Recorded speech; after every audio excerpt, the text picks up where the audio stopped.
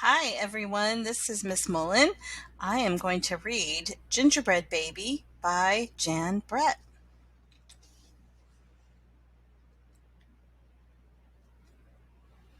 It was cold outside, but it was warm inside.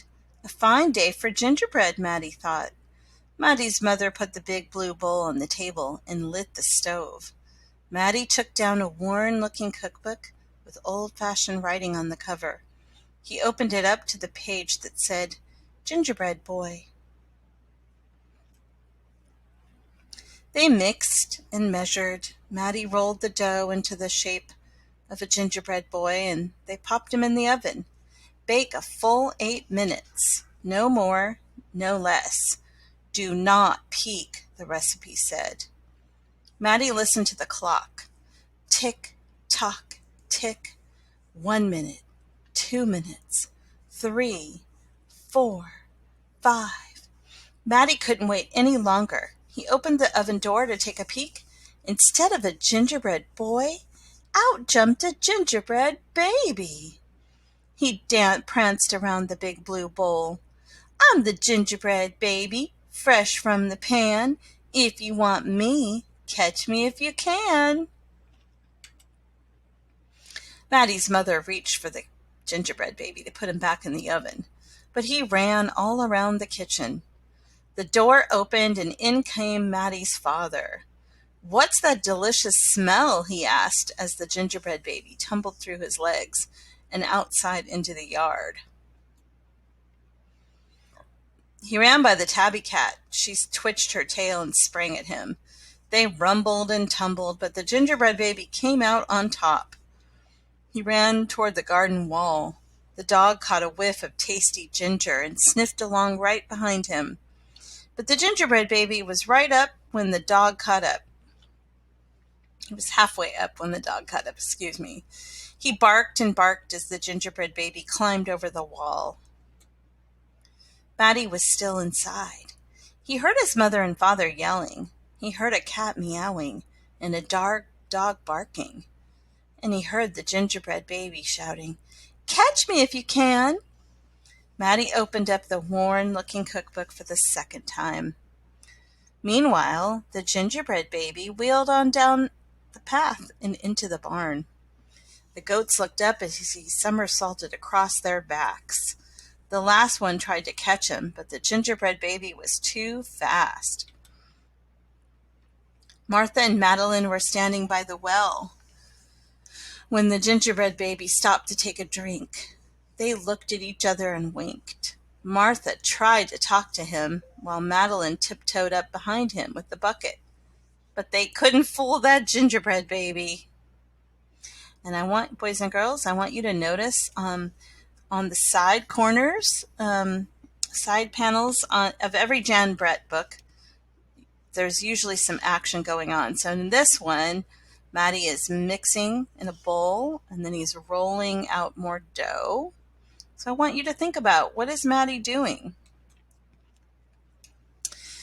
He took a braid from Martha and a braid from Madeline and tied them in a knot and ran down the road.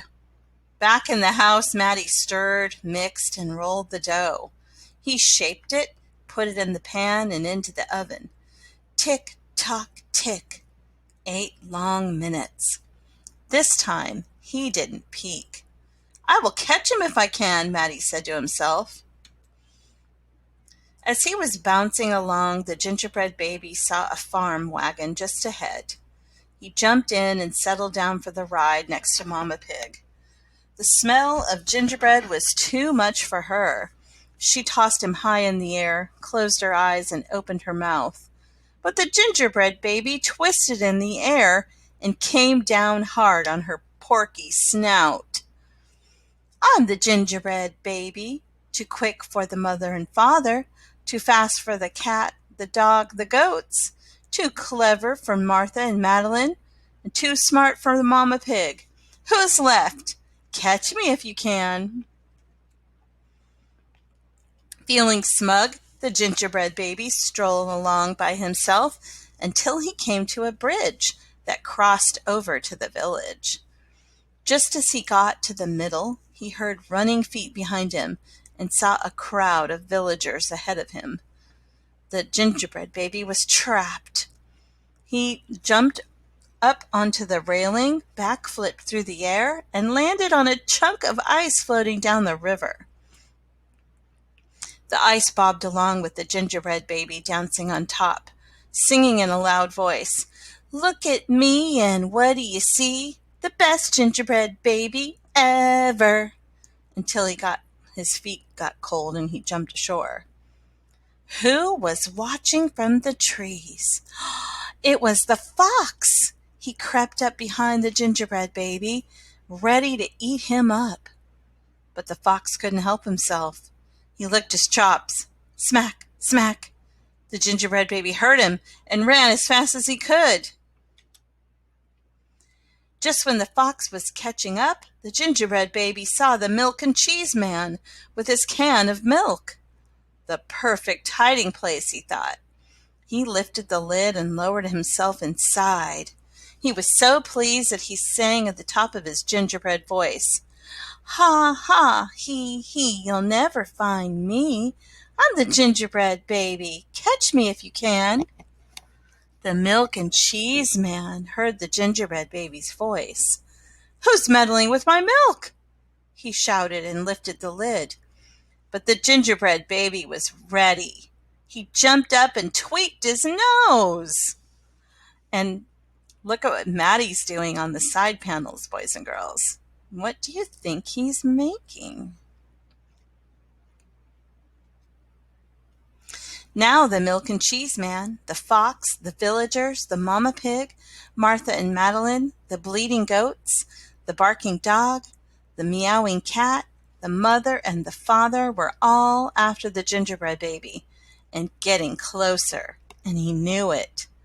The brash baby was not as peppy and proud as he had been. He sniffed a familiar smell and followed his nose into the woods. He couldn't believe what he saw.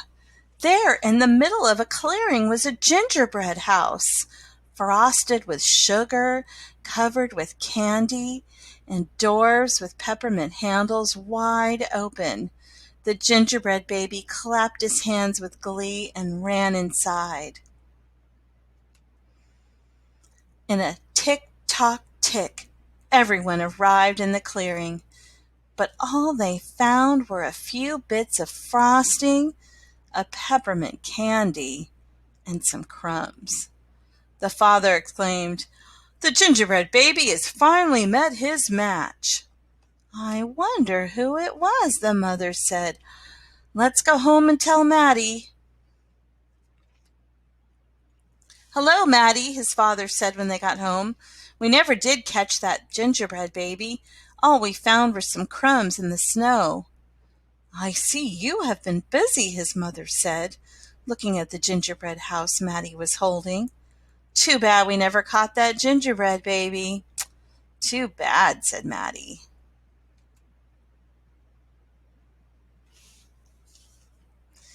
Only Maddie could hear the tiny voice from inside the gingerbread house. "I'm the little gingerbread baby, lucky as can be, to be living in a house that Maddie made for me."